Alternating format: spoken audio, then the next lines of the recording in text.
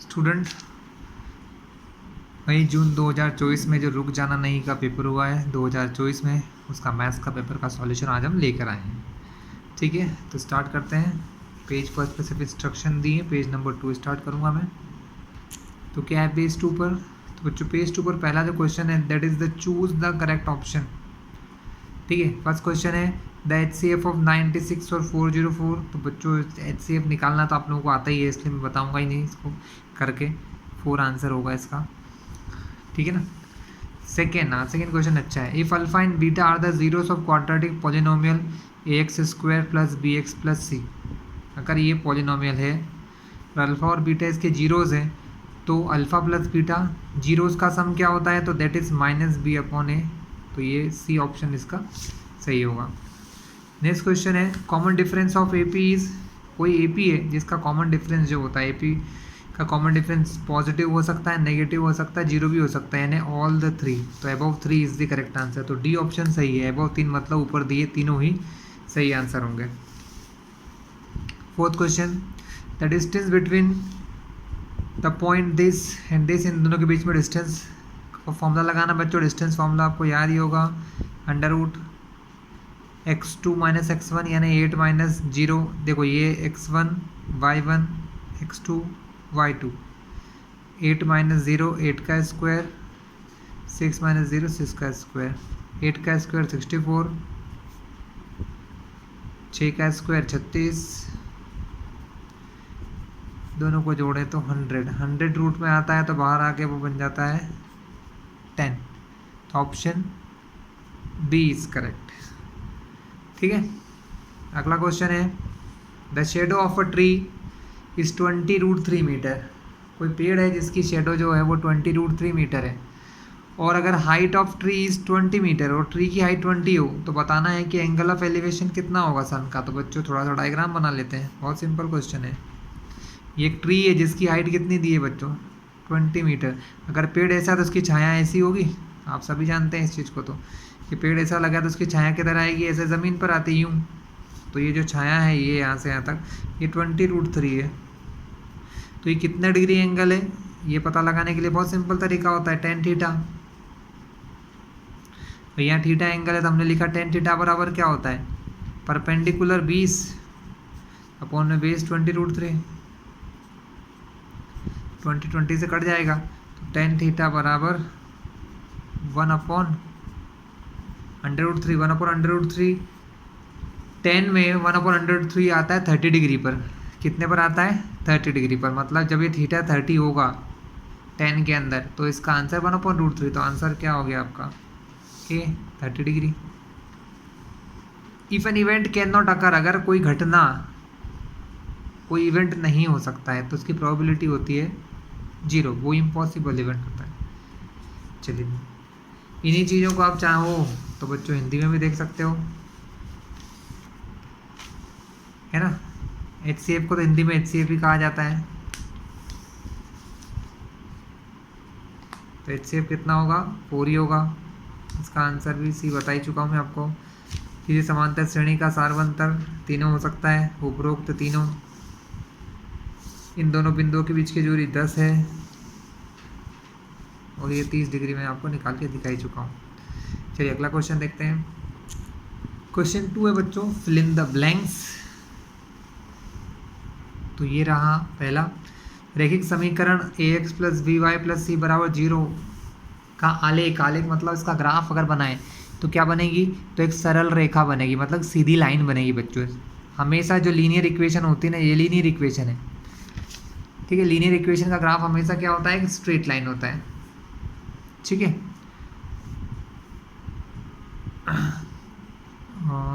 अब इंग्लिश में बता दूंगा। यदि Px एक द्विघात बहुपद है तो Px0 क्या होता है?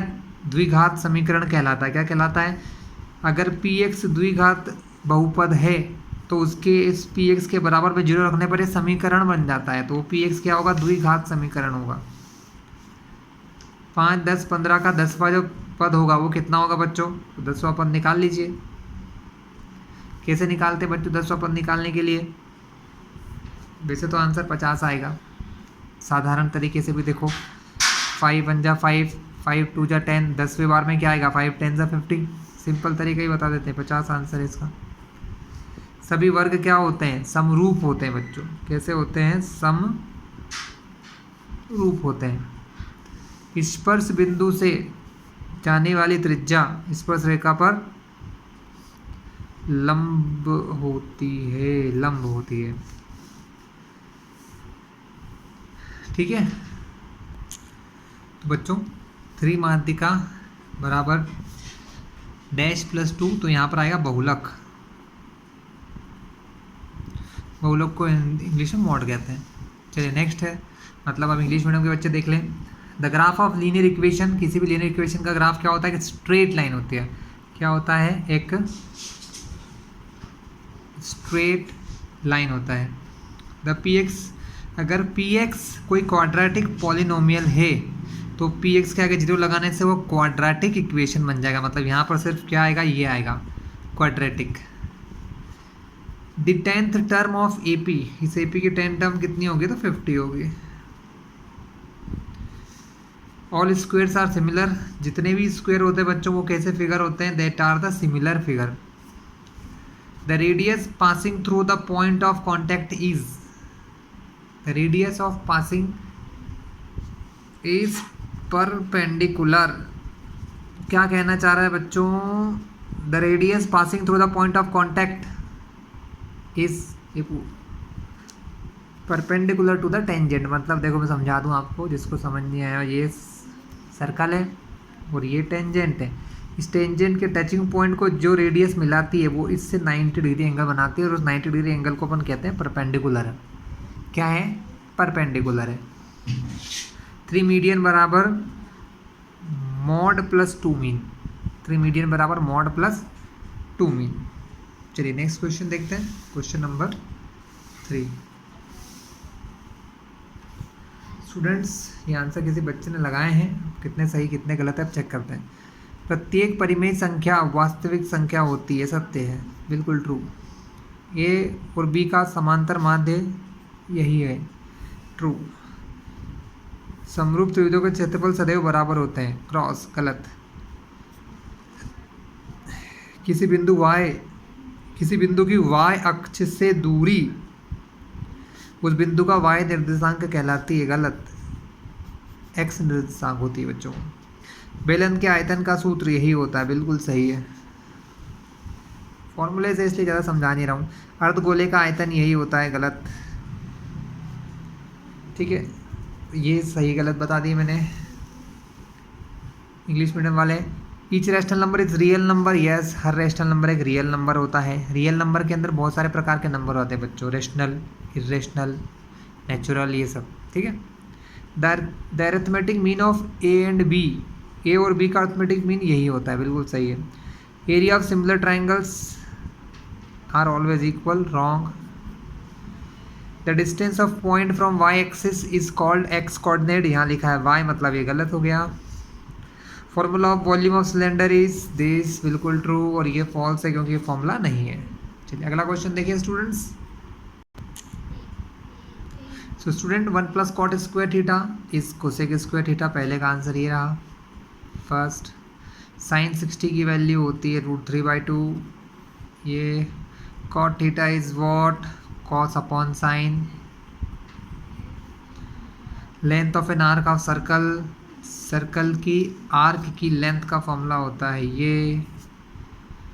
एरिया ऑफ सेक्टर का फॉर्मूला होता है ये। Probability of possible event, possible event की प्रोबेबिलिटी 1 होती है। ठीक है, लेकिन बच्चों ये इसके का आंसर ये सही लिखो, ये सही है, क्योंकि ये तो श्योर इवेंट की होती, सॉरी ये होगी। पॉसिबल मतलब जो हो सकता है, जरूरी नहीं हो गई होगा, इसलिए पॉसिबल बोला है, श्योर नहीं बोला। श्योर होता तो ये आती, पॉसिबल बोला तो ये 1/2। तो this is the 6th answer. ठीक है, चलिए अब नेक्स्ट करें।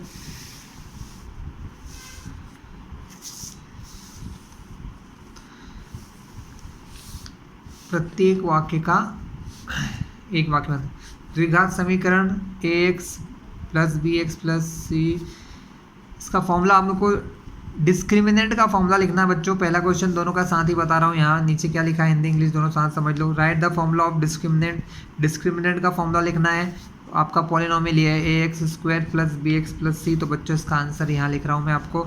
d का फॉर्मूला होता है b² माइनस 4ac, ठीक है, ये हो गया आपका फॉर्मूला। क्वेश्चन 2, क्या x+1 का whole square equal to 2x-3 द्विघात समीकरण है? इसका आंसर है यस, हाँ, ठीक है। इसका आंसर क्या लिखोगे स्टूडेंट्स? यस लिखोगे, बिल्कुल सही है ये। Right the name of right angle triangle theorem, Pythagoras theorem. नाम क्या है इस थ्योरम का? पाइथागोरस थ्योरम, पाइथागोरस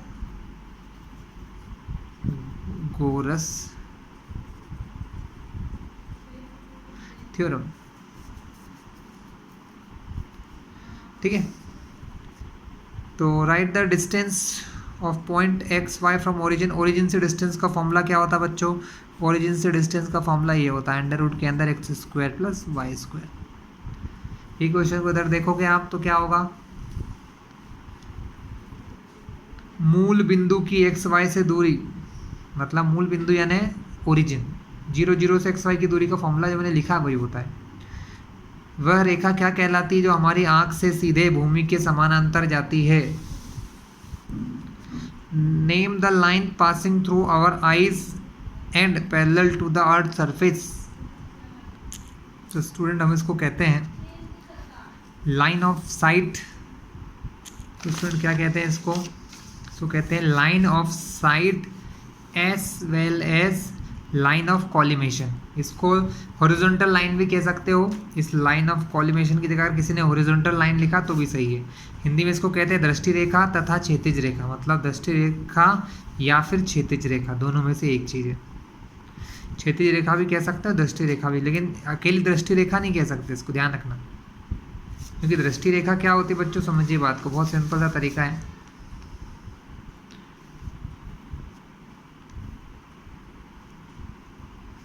ये आप यहाँ से किसी चीज़ को देख रहे हैं तो ये आपकी लाइन ऑफ साइट है, इसको कहते हैं दृष्टि रेखा, आप जो देख रहे हो वो, और ये हॉरिजॉन्टल लाइन है। लेकिन ये दोनों कभी कभी एक भी हो सकती हैं, जब ये अगर हम ऐसा देखते हुए हम ऐसा देखने लग जाएं तो है दोनों, जब हम इस चीज़ को देखेंगे तब ये दृष्टि रेखा और ये दोनों सेम हो जाएंगी। इसलिए बोला गया है कि दृष्टि रेखा और क्षैतिज रेखा दोनों, यानी लाइन ऑफ साइट और लाइन ऑफ कॉलिमेशन दोनों आंसर होगा इसका। चलिए आगे लास्ट क्या है? How many tangents can be drawn to a circle, कि सर्कल पर कितनी टेंजेंट बन सकती है? इनफाइनाइट आंसर आएगा, अनंत। किसी एक पॉइंट का बोलते हैं तो एक हो जाता, तो इसका आंसर है how many tangent can be drawn to a circle, किसी सर्कल में कितनी टेंजेंट बन सकती है? इन्फिनिटी आंसर होगा बच्चों। तो students objective type question finish होते हैं। अब अपन करते हैं हमारे थ्योरेटिकल क्वेश्चन, ये जो करने वाले क्वेश्चन होते हैं वो। अभाज्य गुणनखंड विधि द्वारा पूर्णांकों 12, 15, 21 के HCF एलसीएम ज्ञात करो। Find the HCF and LCM of 12, 15, 21 by applying prime factorisation. बच्चों प्राइम फैक्टराइजेशन से 15, 20, 21। तो सबसे पहले सबको ही पता होगा 15 का प्राइम फैक्टराइजेशन होता है 3 × 5। 12 का 2 से किया 6, 2 से किया 3, 3 से किया 1। बच्चों ये तो आता ही होगा, अगर नहीं आया तो फिर इस वीडियो को बंद कर देना, देखना, क्योंकि इतना बेसिक तो आपको आना चाहिए 10th के लिए। 3 से किया 21 में तो 7 बार गया, 7 से किया तो 1 बार गया, ठीक है। 12, 15 और 21 तीनों के हमने क्या कर लिए? प्राइम फैक्टराइजेशन कर लिए हैं, ठीक है। ये प्राइम फैक्टराइजेशन होने के बाद HCF क्या होता है? HCF निकालने के लिए पहले हम क्या करेंगे? इनके फैक्टराइजेशन लिखेंगे। 15 बराबर 3 × 5, 12, 2 × 2 × 3 और 21 बराबर 3 × 7। देखिए क्या कॉमन है जो तीनों जगह पर है? 3 यहाँ पर भी है, 3 यहाँ भी है और 3 यहाँ पर भी है। तो HCF क्या हो जाएगा? HCF हो गया 3। एलसीएम कैसे निकालते बच्चों? एलसीएम निकालने के लिए सबसे पहले यहाँ 3 है, 3 है। बच्चों ध्यान रखना जब एलसीएम निकालते हैं तो जो चीज़ भले ही कितनी बार आई हो लेकिन लिखते हैं एक बार है, 3 एक बार, फिर के बाद फिर 2, ये 2। अब ये दोनों को क्यों लिख लिया, क्योंकि तो एक ही चीज़ में आ रहा है ना। अगर यहाँ 2 होता, यहाँ 2 होता तो एक बार लिखता, 2 बार नहीं लिखता। फिर 3 हो गया, 2 2, इसका काम खत्म हो गया। इसके सारी चीज़ यूज़ कर ली मैंने। इसका 3 यूज़ करा, 5 नहीं करा तो यहाँ 5 लिखेंगे। इसका 3 यूज़ करा, 7 ने लिखा तो 7 लिखेंगे। अब इन सबका मल्टीप्लाई कर दो, वो आ जाएगा आपका एलसीएम। 3 2 जा 6, 2 5 जा 10, 7 का 7, 6 10 जा 60, 60 में 7 का मल्टीप्लाई, 67 जा 420। तो आपका एलसीएम कितना आ गया, 420। आपको दो ही चीज़ निकालना थी, एलसीएम एचसीएफ दोनों आपने निकाल दिए। कोई प्रॉब्लम है बच्चों? और का क्वेश्चन क्या है? संख्या 7429 को अभाज्य गुणनखंड के रूप में व्यक्त करें। Express number 729 as a product of its prime factor. बच्चों कुछ नहीं करना है, प्राइम फैक्टराइजेशन निकालना है और कुछ भी नहीं है, बहुत सिंपल है। ठीक है, 7429 का प्राइम फैक्टराइजेशन करना है सिर्फ और सिर्फ, और कुछ नहीं करना है। चलिए कर देते हैं आपके लिए 7429 का प्राइम फैक्टराइजेशन। 2 से तो जाएगा नहीं, 3 से जाएगा क्या? 7 4 11 12 13 13 और 9 नहीं जाएगा। 3 से भी नहीं जाएगा, तो 3 के बाद बारी आती है 7 की। क्या है 7 से जाएगा? नहीं जाएगा। 9 से जा नहीं सकता। 11 से जाएगा क्या? नहीं जाएगा। क्या है 13 से जाएगा? 13 से शायद जा सकता है। 13 से तो नहीं जाएगा, जा सकता है, चेक कर लेते हैं। 13 6 78 होता, 13 5 65, बच्चा कितना 9। नहीं जा रहा बच्चों, 13 से भी नहीं जा रहा है। 92 नहीं जा रहा है। 17 से जाएगा क्या? 17 4 जा 68, बच्चा 6 2। हाँ बच्चों 17 से जा रहा है। ये 17 से डिवाइड होगा तो 7 3 4 जा 68, 17 62 का टेबल 17 3 51, बच्चे कितने 11 और 9 17 7 437 आया बच्चों। 7429 को 17 से किया तो 437 आया भाई। 437 को 17 से कर सकते हैं क्या? चेक कर लो। 17 दूनी 34, 43 में से 34 गया तो बचा 9। नहीं 17 से नहीं जा रहा है, 19 से ट्राई करते हैं। हाँ 19 से जाएगा बच्चों, ये नंबर 19 से जाएगा। 19 2 जा 38, बचा 5 7, यस 3 बार, और 23 से करेंगे इसको 1 बार। तो बच्चों ये तो बहुत ही बढ़िया नंबर है, बहुत ही अच्छा क्वेश्चन है, 2 नंबर लायक क्वेश्चन है। तो इसको थोड़ा साफ़ सुथरा करके दिखा दूँ मैं आपको। सॉल्यूशन आप एग्ज़ाम में कैसे कर सकते हैं। आपको जब भी सॉल्यूशन एग्ज़ाम में करना हो तो आप कुछ नहीं करोगे, सबसे पहले 7429 का प्राइम फैक्टराइजेशन यहीं करोगे जैसा मैंने करा। 17 से किया तो 437 आया, फिर इसको 19 से किया गया तो 23 आया, फिर 23 से किया गया तो ये 1 आया। तो प्राइम फैक्टराइजेशन क्वेश्चन क्या है कि product of its prime factor के प्रोडक्ट के फॉर्म में लिखना है। तो बस कुछ नहीं है, 7429 is equal to 17 into 19 into 23, बस ये लो, यही आंसर है इसका और कुछ नहीं है। उनने बोला ये तीनों प्राइम नंबर है, 17 19 23 प्राइम नंबर है, इन दोनों के मल्टीप्लाई के बराबर लिखना था, प्रोडक्ट के बराबर। ठीक है, तो ये और वाला क्वेश्चन भी हमारा सॉल्व हो गया। चलिए नेक्स्ट क्वेश्चन करते हैं। तो क्वेश्चन 7, HCF ऑफ दिस, ये 2 नंबर हैं 306 657, इनका HCF दिया 9 और इनका LCM हमको निकालना है बच्चों। Students very easy. कैसे वेरी इजी? तो देखो ध्यान से,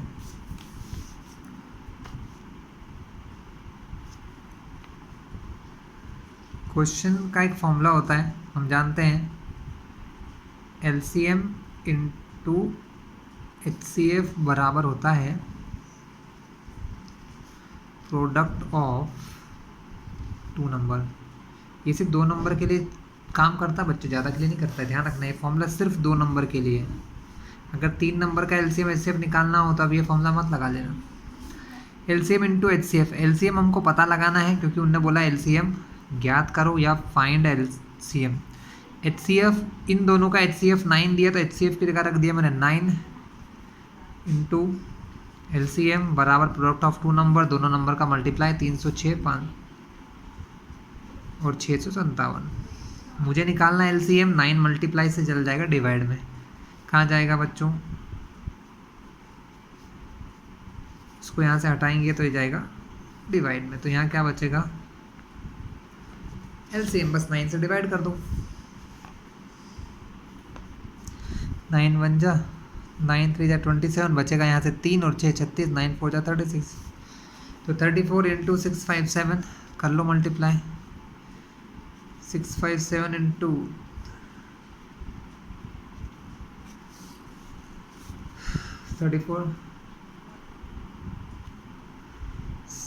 34 का 7 से करते हैं तो 238 बार जाता है, 8 लिखा यहाँ हासिल क्या है 23, 34 का 5 बार करते हैं बच्चों तो कितना आता है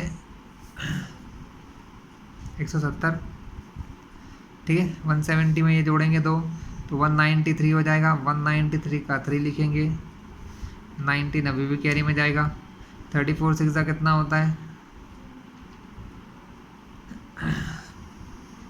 204 होता है आई थिंक, है ना। 204 में जोड़ेंगे 19 तो 223, 22338, तो आपका एलसीएम कितना आ जाएगा 22338, तो यही आपका आंसर है। क्या करा आपने, फॉर्मूला लगाया, फॉर्मूला तो याद करना पड़ता है बच्चों, एलसीएम इंटू HCF, HCF कितना दिया था क्वेश्चन में 9, ये दोनों नंबर थे।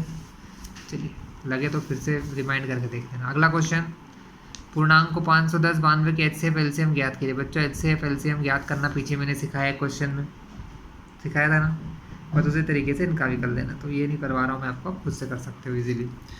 नेक्स्ट क्वेश्चन की ओर बढ़ते हैं। एक द्विघात बहुपद ज्ञात करो जिसके शून्यकों का योग -3 और प्रोडक्ट यानी गुणनफल 2 है। Find a quadratic polynomial as sum of zeros -3 product of zeros 2 दिया हो। बच्चों इस टाइप के क्वेश्चन में पहले गिवन चीज़ें लिख लेना। तो 8th क्वेश्चन में पहले हम गिवन लिखेंगे। गिवन हमको क्या है, हमको क्या क्या चीज़ें दे रखी है, तो हम लिखेंगे सम ऑफ ज़ीरोस जिसको कहा जाता है अल्फ़ा प्लस बीटा। अगर ऐसा नहीं लिखा और तो दिक्कत हो सकती है थोड़ी सी।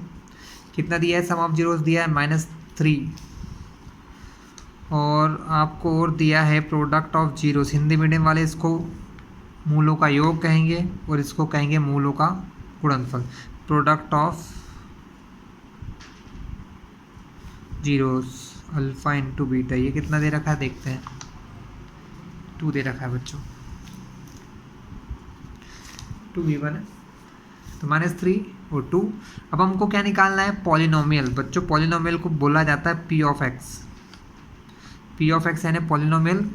इसका फॉर्मूला होता है x² minus alpha plus beta multiply में x plus alpha into beta. x² minus alpha plus beta की जगह रख दो ये -3, x की जगह पर x, प्लस की जगह पर प्लस, अल्फ़ा इंटू बीटा की जगह पर 2। x² minus minus plus 3x plus 2, यही आपका है पॉलिनोमियल जिसकी ज़रूरत थी ये। ठीक है स्टूडेंट्स, नेक्स्ट क्वेश्चन इसका और वाला है। द्विघात बहुपद के शून्य ज्ञात करो। फाइंड द जीरोस, इस पॉलिनोमियल के जीरोस निकालना है। x²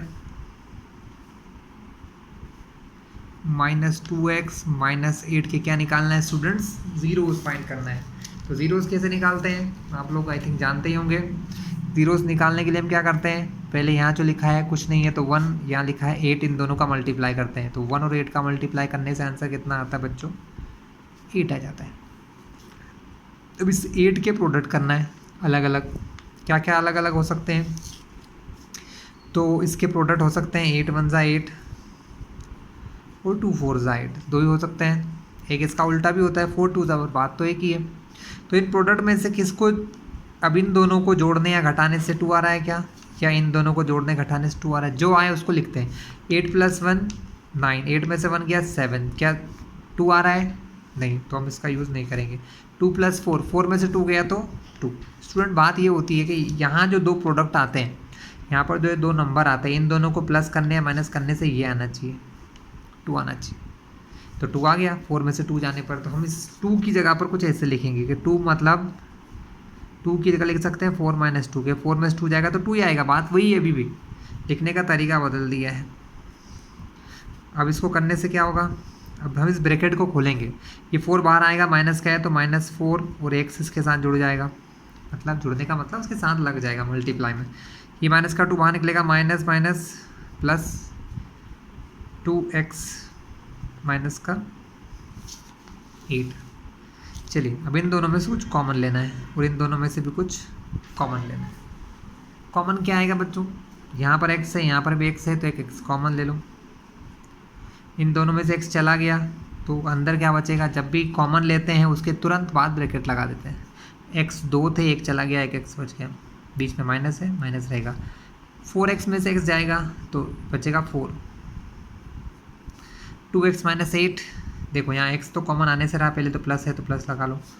2x और 8 में से x तो कॉमन नहीं आएगा। अब देखो क्या ये 2 और 8 में से कुछ कॉमन है, कॉमन का पता कैसे लगाएंगे स्टूडेंट्स, टेबल देखकर। 2 और 8 किसी टेबल में आते हैं, हाँ आते हैं 2 के टेबल में। 2 होता है 2 1 जा 2 और 8 होता है 2 4 जा 8, दोनों 2 के टेबल में आते हैं, यानी दोनों में 2 कॉमन है। दोनों में क्या है, इन दोनों में 2 कॉमन है, मैंने 2 कॉमन लिया। कॉमन लेते से ही ब्रैकेट लगाओ, यहाँ था 2x, इन दोनों में से 2x में से 2 गया तो बचा x, माइनस है माइनस। अब ये देखो ये 8 है, 8 को मैंने ऐसे लिखा 2 4 जा 8, अब इसमें से 2 चला गया तो क्या बचा 4, तो यहाँ क्या लिखेंगे स्टूडेंट, ये और ये ब्रैकेट बराबर आना चाहिए, अगर नहीं आया तो गलत है। x - 4 यहाँ भी है, यहाँ भी है, कॉमन लो, x - 4 कॉमन लिया, जैसे कॉमन लेंगे ब्रैकेट यहाँ से x + 2,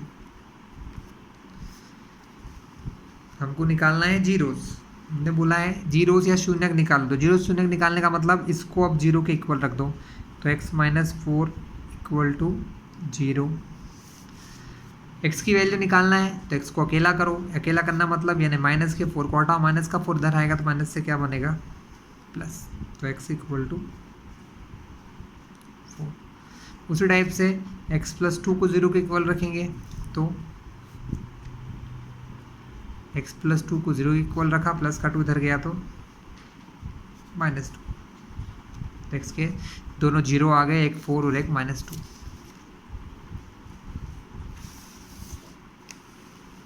next question, question number 9, निम्नलिखित समीकरण को हल कीजिए। Solve the following linear equation. यहाँ पर ये दो इक्वेशन दे रखी है, दोनों सेम ही ऊपर नीचे। अब ये इक्वेशन जो है इसको किसी भी मेथड से सॉल्व कर सकते हो, कुछ बोला नहीं उन्होंने, सब्स्टिट्यूशन लगाना है, ग्राफिकल लगाना है या एलिमिनेशन, जो आपको आसान लगे। तो एलिमिनेशन ही सबसे आसान लगता है मुझे, तो कर सकते हैं अब इजीली उससे। देखिए बच्चों एलिमिनेशन करते हैं हम लोग, इक्वेशन लिख लेते हैं 3x + 2y = 5,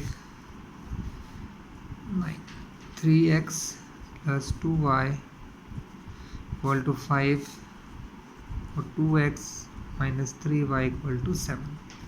तो स्टूडेंट्स इन दो इक्वेशन को सॉल्व करने के लिए अगर आपको एलिमिनेशन लगाना है तो बहुत इजी काम है। एलिमिनेशन में क्या होता है स्टूडेंट, या तो इन दोनों को इक्वल रख लो या इन दोनों को इक्वल रख लो, है ना। और इक्वल करने के लिए हम क्या करते हैं, देखो यहाँ 2 है और यहाँ पर 3 है, अगर इन दोनों को इक्वल करना है तो उल्टा मल्टीप्लाई करो, यहाँ पर 3 है इसका मल्टीप्लाई यहाँ करना, यहाँ 2 इसका मल्टीप्लाई यहाँ करना। अब देखना क्या होगा, 3 2 जा 6, 2 2 3 जा 6, बात बराबर रह जाएगी। यानी आपको करना क्या है, हमें इक्वेशन 1 में 3 से मल्टीप्लाई करना और इक्वेशन 2 में 2 से मल्टीप्लाई करना है। तो हम लिखेंगे on multiply by 3 in equation 1 and by 2 in equation 2। Equation 2 में 2 से मल्टीप्लाई करना है। 3x plus 2y equal to 5। इस पूरी इक्वेशन में 3 का मल्टीप्लाई और 2x minus 3y equal to 7, इसमें 2 का मल्टीप्लाई। अब इसके बाद या तो आपको प्लस करना पड़ता है या माइनस करना पड़ता है, लेकिन डिपेंड करता है किन चीज़ों पे। स्टूडेंट, अगर इन दोनों के साइन सेम है तो माइनस करते हैं, और अगर अलग है तो प्लस करते हैं। इन दोनों के साइन कैसे हैं? डिफरेंट है, ये प्लस का है, ये माइनस का है। अगर ये भी प्लस होता तो हमको माइनस करना पड़ता। अगर ये माइनस होता, ये माइनस होता, तो भी हम क्या करते हैं, इस इक्वेशन में से इसको माइनस करते हैं। लेकिन यहाँ अलग है, एक प्लस है एक माइनस है, दो में से जब एक प्लस एक माइनस हो, है ना, ये और ये दोनों में से ये प्लस ये माइनस है, तो अब हमको प्लस करना पड़ेगा। And add equations now. अब इन इक्वेशन को जोड़ दो। तो पहले देखो मल्टीप्लाई करेंगे। पहले तो 3 का मल्टीप्लाई 1 2 3 तीनों चीज़ होगा। 3 का मल्टीप्लाई पहले इससे होगा, तो 3 3 जा 9, x तो एज इट इज़ रहेगा। 3 2 जा 6, y एज इट इज़ रहेगा। 3 का 5 से तो 3 5 जा 15। 2 का 2x से तो 2 2 जा 4x। 3 का 2 से 3 2 जा 6y, माइनस है तो माइनस 2 7 जा 14। अब इनको क्या करने का बोला है? प्लस। तो 9 देखो x में x प्लस होगा, 9 में 4 प्लस करेंगे तो 13x। यहाँ लिखा 6y, यहाँ लिखा 6y, एक प्लस का है, इसके सामने प्लस लगा है, इसके सामने minus plus minus minus. 6y में 6y गया तो 0 0 लिखते नहीं है, इसलिए इसको ऐसे कट कर देंगे तो कट हो जाएगा। Equal to 15 plus 4 29। ठीक है स्टूडेंट्स, तो x की वैल्यू कितनी आ जाएगी? 29 मल्टीप्लाई से 3 जाएगा डिवाइड में, तो x की वैल्यू हो जाएगी 29/13। स्टूडेंट, x की वैल्यू किसी भी इक्वेशन में डाल दो, दो में से, है ना। तो हम लिख देंगे ऑन पुटिंग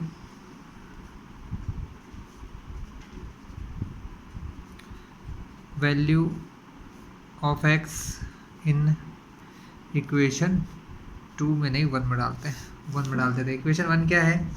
इक्वेशन 1 है हमारी 3x plus 2y equal to 5। x की जगह रखना है ये 29/13, तो 3 इंटू एक्स की जगह पर रखा 29/13 प्लस 2y बराबर 5। स्टूडेंट 13 से कटेगा नहीं, दोनों सेम टेबल में नहीं आते, तो इसका मल्टीप्लाई इससे कर दो। 29 का 3 बार करोगे तो आएगा 87/13 प्लस 2y बराबर 5। इस 81/13 को हम क्या करेंगे, इससे इस तरफ लाएंगे प्लस से। ये जब पूरा इस तरफ जाएगा तो प्लस से क्या बनेगा? माइनस 87/13। अब बच्चों, जब इन दो नंबर को माइनस करना है, एक के अपॉन में कुछ है और इसके अपॉन में कुछ नहीं है, तो कोई एलसीएम नहीं, बहुत सिंपल तरीका है इसका, डायरेक्ट मल्टीप्लाई इससे। 13 5 जा 65 माइनस 87/13, और यहाँ क्या बचेगा? 2y। इस इतने से पार्ट को अपन सॉल्व करते हैं। यहीं पर माइनस करोगे तो ये आएगा 22 माइनस का 22 अपॉन में 13। अब यहाँ से y की वैल्यू निकालना है, 2 को हटाना है, 2 और y में कुछ नहीं है, तो मल्टीप्लाई से 2 का जाएगा डिवाइड में। इस नंबर के डिवाइड में जाएगा, यानी 13 के पास जाएगा, लेकिन 13 पहले से था इसलिए इन दोनों के बीच में मल्टीप्लाई लगता है। अब कैंसिलिंग कर दो, 2 से कटेगा ये 11 बार, तो y का आंसर आया -11/13। ये x और y के आंसर आ गए, और यही होता है किसी भी इक्वेशन का सॉल्यूशन बच्चों। चलिए हम बात करते हैं अब नेक्स्ट क्वेश्चन की। नेक्स्ट क्वेश्चन मीन्स इसी का और, इसी चीज़ का और करने के लिए। If we add 1 to the numerator and subtract 1 from the denominator, a fraction reduces to 1, तो फ्रैक्शन हमारा 1 बन जाता है। It becomes 1/2 if we only add 1 to denominator, what is the fraction. तो स्टूडेंट्स बहुत ईजी है, हमको बोला गया है कि कोई फ्रैक्शन जो है यानी कोई भिन्न है, भिन्न को इंग्लिश में फ्रैक्शन कहते हैं, अगर उसके अंश में 1 जोड़ दें और हर में 1 घटा दें तो भिन्न 1 में बदल जाती है, और यदि हर में 1 जोड़ दें तो 1/2 हो जाती है। वह भिन्न क्या है? ठीक है स्टूडेंट्स, इस प्रकार के जो क्वेश्चन होते हैं इसमें हम सबसे पहले एज्यूम करते हैं कि हमारा फ्रैक्शन क्या है, हमें नहीं पता, तो हम लिख देंगे लेट द फ्रैक्शन बी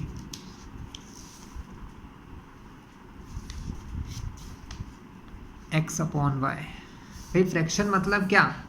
जिसमें एक नंबर ऊपर और एक अपॉन में हो। तो हमें नहीं पता दोनों क्या है, तो एक को x माना, एक को y माना। अब उन्होंने जो कंडीशन बोली उसके हिसाब से हम 2 इक्वेशन बना लेंगे। स्टूडेंट्स हमको क्या बोला गया है, if we add 1 to numerator, अंश में 1 जोड़ दें, ऊपर वाले में 1 जोड़ दें, यानी ऊपर वाले में 1 प्लस कर दें और डिनोमिनेटर में से 1 माइनस कर दें और इसमें से 1 माइनस कर दें, तो ये बन जाता है हमारा 1। क्या हो जाता है? 1 हो जाता है। ओके, ये 1 हुआ।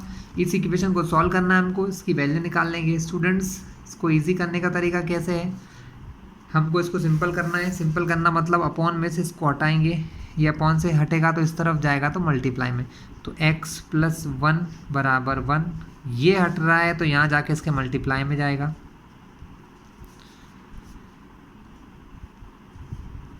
वन का y से मल्टीप्लाई y, 1 का 1 से multiply 1, plus minus minus x, ये प्लस का y इस तरफ आएगा तो बनेगा -y इक्वल टू y के जाने से यहाँ क्या बचेगा, माइनस का 1, और ये जो माइनस, ये तो प्लस का 1 है स्टूडेंट, 1 और x कभी जुड़ते तो है नहीं, तो इस 1 को हटा के इधर ले आओ, तो 1 से इधर आएगा तो -1, तो x minus y minus minus plus 1 और 1 मिलके बन गए 2, दोनों माइनस के हैं तो माइनस।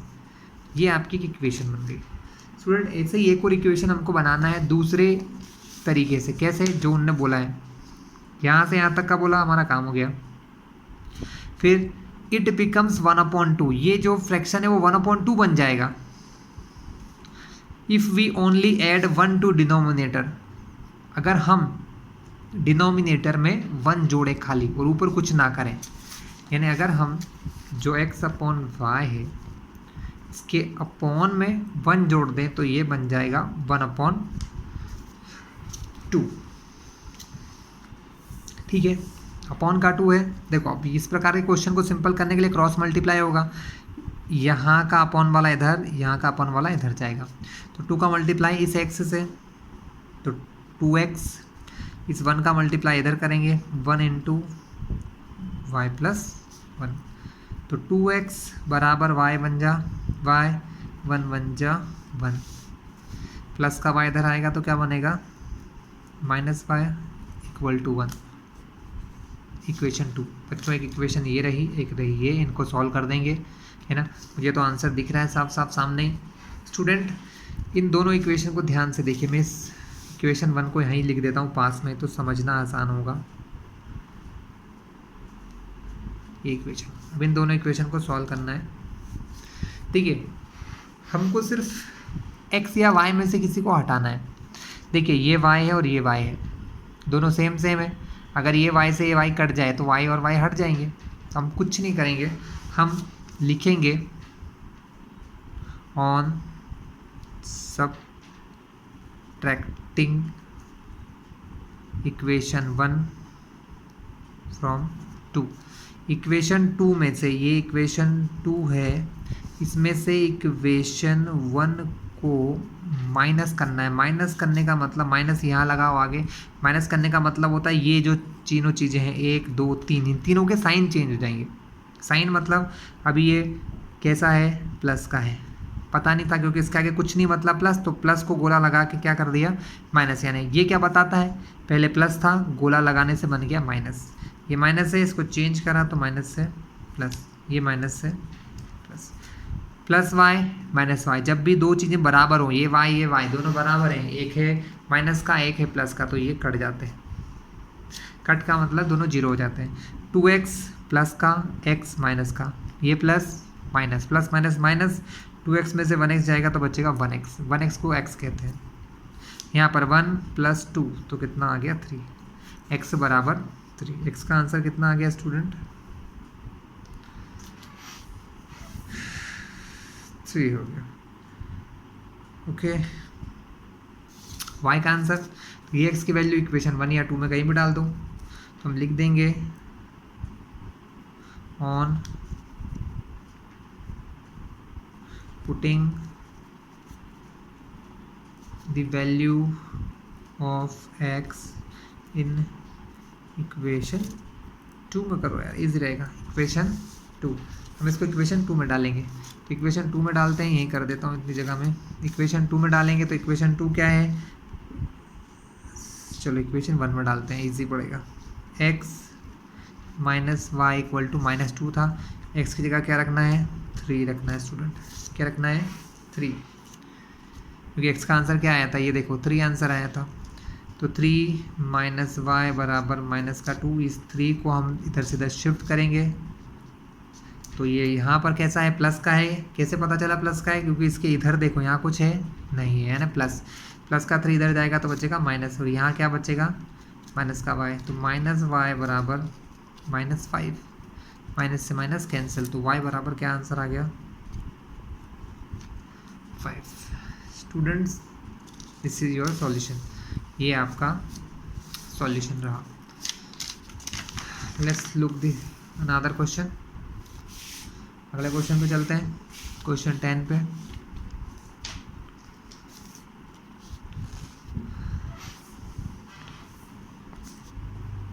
द्विघात समीकरण 2x² - 4x + 3 = 0 का विविक्तिकर ज्ञात कीजिए। हमको क्या करना है, इसका विविक्तिकर ज्ञात करना है। विविक्तिकर क्या होता है स्टूडेंट्स, विविक्तिकर यानी कि डी, डिस्क्रिमिनेंट का फॉर्मूला लगाना। बड़ा ही आसान क्वेश्चन है स्टूडेंट, जरा से जगह में हो जाएगा ये। क्वेश्चन लिख लूँ बस मैं, 2x² - 4x + 3 = 0।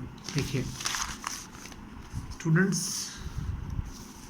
2x² - 4x + 3 = 0, हमें इसका क्या फाइंड करना है, हमें इसका फाइंड करना है डी, डिस्क्रिमिनेंट। डिस्क्रिमिनेंट का फॉर्मूला लगा दो। सबसे पहले यहाँ से ABC लिख लो बच्चों। इस इक्वेशन में जो x² के साथ यह 2 आया है, ये कहलाता है A। B कौन होता है, जो x के साथ आता है, यानी -4, और C जो है वो आ गया 3। अब D लिखने का फॉर्मूला B² - 4AC होता है, ये D का फॉर्मूला बच्चों।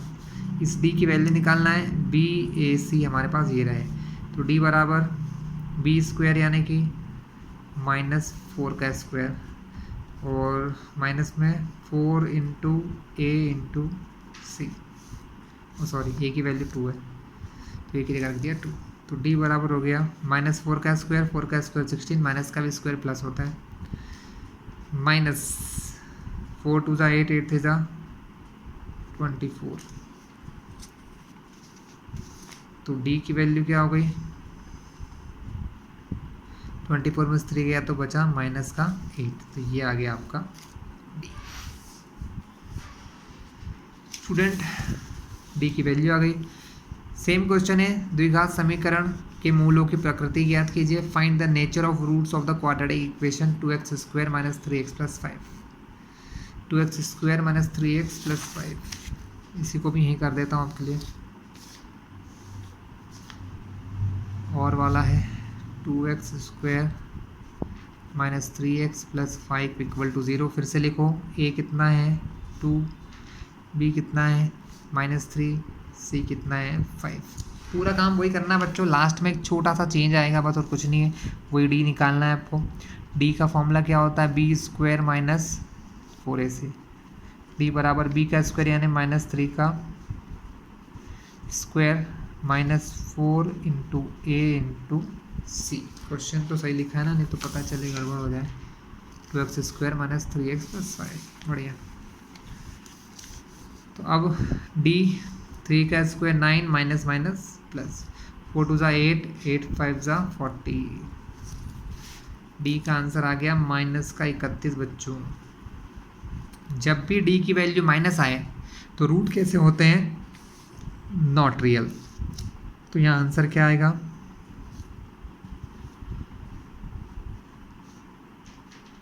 Equation does not have any real root। कोई भी रियल रूट नहीं होंगे, या इसका अगर इतना लिखने में किसी को प्रॉब्लम हो तो वो बच्चा सिर्फ ये ले सकता है नो रियल रूट्स। बस ये 3 वर्ड भी लिख दो तो भी आंसर सही है। ये अगर नहीं लिख सकते हैं तो no real roots. Alright students, next question.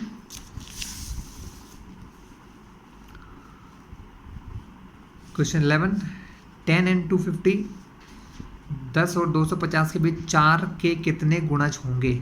How many multiple of 4 lies between 10 and 250। 10 और 250 के बीच में 4 के कितने मल्टीपल होंगे स्टूडेंट? नंबर 4 जो है वो उसके कितने सारे मल्टीपल इनके बीच में आएंगे? तो चलिए स्टार्ट करते हैं स्टूडेंट्स। देखिए, हमको 10 और 250 के बीच में नंबर निकालना है। तो देखिए 4 के टेबल में 4 1 जा 4, 4 2 जा 8, 4 3 जा 12। 10 4 के टेबल में नहीं आता और हमको सिर्फ 4 के टेबल वाले चाहिए।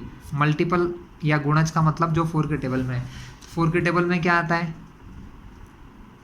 12 आता है। सबसे पहले इन दोनों के बीच में जो वैल्यू आई है वो आई है 4। तो हम सबसे पहले काम करते हैं, सबसे पहले से लिख लेते हैं कि 4 के जो मल्टीपल होते हैं वो कुछ ऐसे होते हैं 4 8 12 16। तो हम ये लिखेंगे here a = 12, dash dash dash कर देना। a कितना हो गया आपको बच्चों? 12 हो गया, क्योंकि ये दोनों तो हमको चाहिए ही नहीं ना। 10 से छोटे तो चाहिए ही नहीं, 10 से बड़ा चाहिए। तो इस सीरीज़ में 4 के मल्टीपल की सीरीज़ में सबसे पहले 12 आएगा, ठीक है, क्योंकि 10 से बड़ा भी होना चाहिए और 250 से छोटा भी होना चाहिए। तो ये दोनों 10 से छोटा हो गए। तो a 12 और d कितना होगा बच्चों? d यहाँ पर 4 होगा। देखो कितना कितना अंतर है, 8 में से 4 गया 4, 12 में से 8 गई तो 4। तो a भी पता चल गया, d भी पता चल गया। अब कितनी टर्म है इसके लिए हमको ये देखना है कि क्या ये 250 4 के टेबल में आता है क्या। अगर हमको ये पता चल जाए कि लास्ट टर्म क्या है तो हम कर पाएंगे कुछ। तो हमको 250 का पता लगाना पड़ेगा। क्या 250 आता है क्या इसके टेबल में? कैसे करेंगे? सिंपल है, 250 को 4 से डिवाइड करके। 4 6 ज़ा 24, क्या बचा 1 0, नीचे लाए 0, 4 2 ज़ा 8, 10 में से 8 गए तो 2, यानी 4 से डिवाइड करने पर 250 आया। वो बच क्या गया 2। तो L जो है लास्ट टर्म वो हमारा हो जाएगा 250 - 2, यानी 250 में से अगर 2 हटा दोगे, अगर ये 2 नहीं होता यहाँ पर स्टूडेंट, यहाँ पर क्या नहीं होता, यहाँ पर ये 2 नहीं होता तो हमारा काम इजीली हो जाता, आंसर हमारा सही आता। यानी इस 2 की वजह से डिवाइड नहीं हो रहा है। तो 250 में से 2 कम करेंगे तो L 248 आ जाएगा। L को कहते हैं किसी भी सीरीज या सीक्वेंस का लास्ट टर्म। तो 248। तो हमारे पास सब कुछ है, L है। L का एक और नाम होता है AN। अब यहाँ पर एक फॉर्मूला लगाएंगे students, AN = A + n - 1 × d। अब आपने अभी तक सोचा नहीं होगा हमें करना क्या है। हमको निकालना है कितनी टर्म, और कितनी टर्म मतलब आपको n निकालना है। यहाँ पर जब भी क्वेश्चन ऐसा आता है ना, हाउ मेनी टर्म्स, तो n आता है उसका आंसर, यानी n आपको फाइंड करना होता है। an बराबर 248 248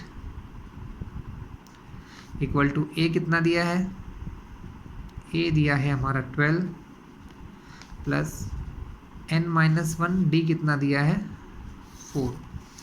स्टूडेंट इक्वेशन को सॉल्व करना बहुत सिंपल काम है। प्लस का 12 इधर जाएगा तो क्या बनेगा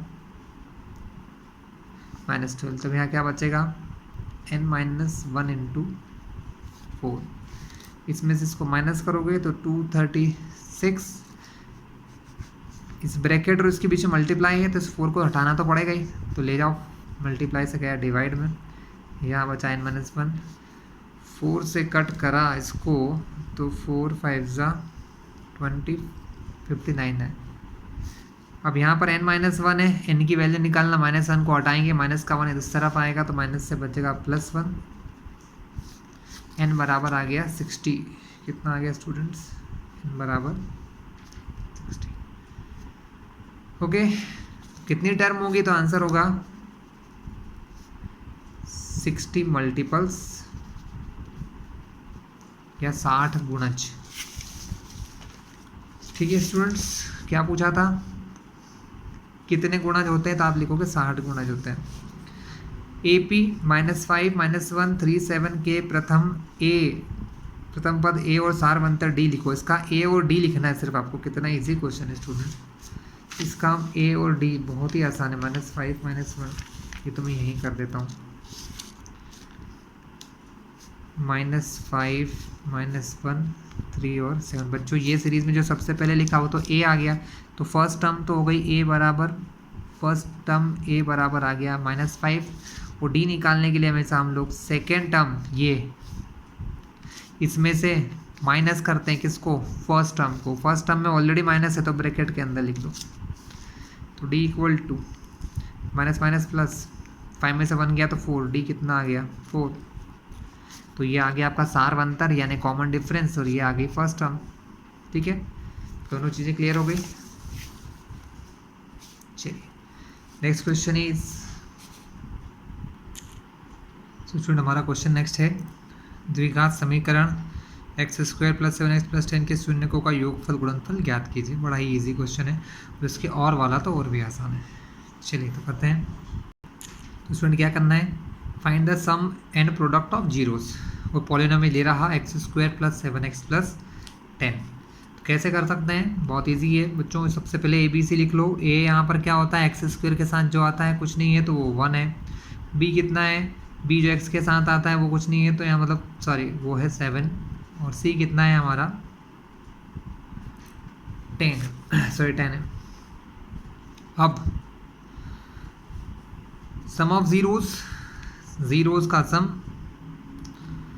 तो यहाँ पर हम फॉर्मूला लिखेंगे। सम ऑफ जीरोस का फॉर्मूला होता है -b/a। इसका मतलब माइनस तो फॉर्मूले का, b कितना दिया है 7, 1 कितना है, अपॉन में क्या आएगा 1, तो अपॉन के 1 की तो कोई वैल्यू नहीं है, तो सम ऑफ जीरोस का फॉर्मूला हो गया -7। इसको अल्फ़ा प्लस बीटा भी कह सकते हो, या चाहो तो ये सम ऑफ जीरोस यहाँ भी लिख देना।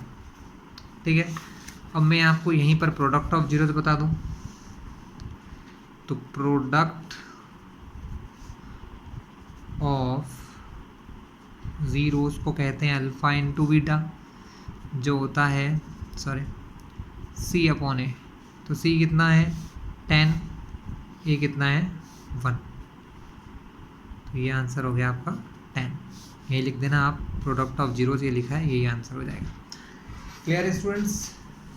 इसका और जो है बच्चों बहुत ही आसान है, y बराबर p(x), जिसका एक ग्राफ दिया हुआ है। ये ग्राफ उसी का है, p(x) का ये ग्राफ दिया है। इस ग्राफ से हमको शून्यकों की संख्या निकालना है, यानी कि कितने जीरोस होंगे। तो ये इस x की लाइन को जितनी बार टच करेगा उतने जीरोस होंगे, तो 1 2 3, तो आंसर इसका 3 होगा। सिर्फ आपको इतना लिखना है, और के आंसर में सिर्फ ये लिखना है, number of zeros equal to 3, बस हिंदी में लिखेंगे शून्यकों की संख्या 3। ऑलराइट स्टूडेंट्स, शून्यकों की संख्या कितनी हो गई यहाँ पर 3 हो चुकी है। चलिए नेक्स्ट स्टूडेंट, नेक्स्ट क्वेश्चन, आधारभूत समानुपातिकता प्रमेय का कथन लिखना है या right this statement of basic proportionality theorem. तो बेसिक प्रोपोर्शनलिटी थ्योरम का हिंदी और इंग्लिश दोनों स्टेटमेंट में लिख के लाया हूँ स्टूडेंट। तो क्या है ये, ध्यान से देख लीजिए। If a line drawn parallel to any side of triangle, अगर किसी ट्रायंगल की कोई भी इस किसी भी एक साइड के पैरेलल में एक लाइन खींच देता हूँ, ठीक है। If a line drawn parallel to any side of triangle, अगर हम किसी त्रिभुज की किसी एक भुजा के समांतर कोई रेखा खींच दें, इस भुजा के पैरेलल मैंने लाइन खींच दी, तो दो को कहाँ कट कर रही है, एक को यहाँ कट कर रही है, यहाँ कट कर रही है। तो इन दोनों को अगर अपॉन में लिखें, इन दोनों का रेशो और इन दोनों का रेशो बराबर होगा। उनका कहना यही है, इन दोनों का रेशो और इन दोनों का रेशो सेम होगा। यानी आगे अब पूरा सुन लो। If line drawn parallel to any side of triangle, अगर किसी ट्रायंगल में एक साइड के पैरेलल एक लाइन खींच देते हैं, it divide the other two side, जो है दो दूसरी साइड है, इनको ये डिवाइड करेगा सेम रेशो में, ठीक है। कैसा करेगा, सेम रेशो में करेगा। और वही हिंदी में लिखा हुआ है कि अगर त्रिभुज की किसी एक भुजा के समांतर कोई रेखा खींची जाए तो वो दूसरी दो भुजाओं को समानुपात में विभाजित करेगा। कैसे अनुपात में विभाजित करेगा, समानुपात में विभाजित करेगा। Right important property of congruent triangle. Congruent triangle की इंपॉर्टेंट प्रॉपर्टीज़ क्या होंगी, तो लिख देते हैं स्टूडेंट आपके लिए। कॉन्ग्रुएंट अगर ट्रायंगल है then they have equal area, they have equal areas,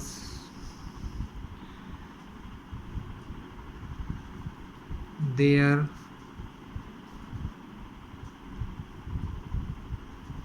corresponding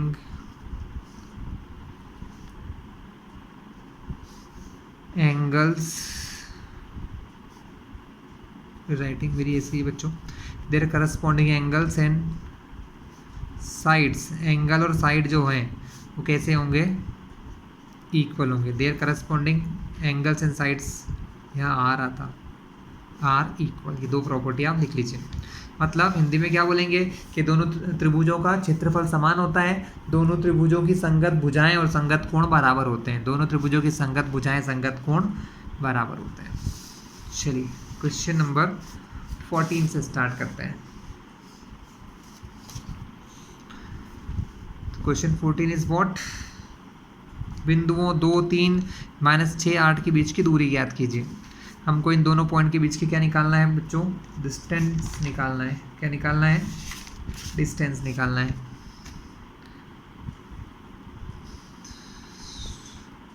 तो स्टूडेंट मैं ये करता हूँ कि ये क्वेश्चन मैं अगले पार्ट में बनाता हूँ। इस वीडियो को यहीं रोक के इसके बाद एक और पार्ट बनाऊँगा, उस पार्ट में आपको मैं बाकी सारे क्वेश्चन करवा दूँगा, ठीक है। तो अगला पार्ट जल्दी आने वाला होगा, राइट।